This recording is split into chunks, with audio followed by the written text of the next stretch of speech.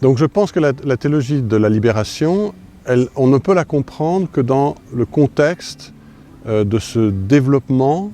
de pays qui n'étaient pas encore arrivés à l'industrialisation et qui ont subi des profondes mutations qui ont rendu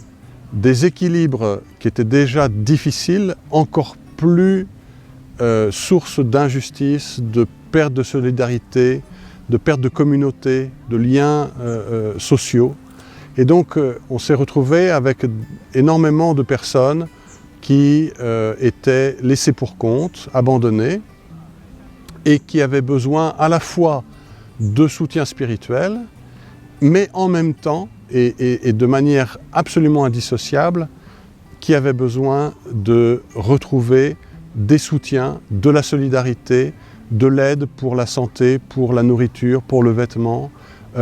pour l'éducation. Et donc, en fait, ce sont des recherches un peu de refaire des sociétés, refaire du lien social entre des personnes qui sont frappées par des tels bouleversements qu'elles sont complètement isolées, abandonnées et sans pouvoir. Alors la théologie de la libération, en fait, elle va naître aussi de ce constat que ces sources d'oppression,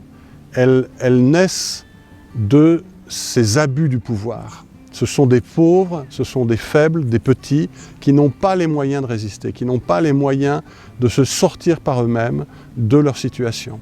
Et donc, c'est là où vient s'ajouter une dimension politique qui va être à la fois une réponse un peu... Elle était appelée, il y avait une réponse politique qui devait se faire, mais en même temps, qui va être toute l'ambiguïté de la théologie de la libération. Cette politique, c'est aussi ce qui va corrompre les intuitions du départ.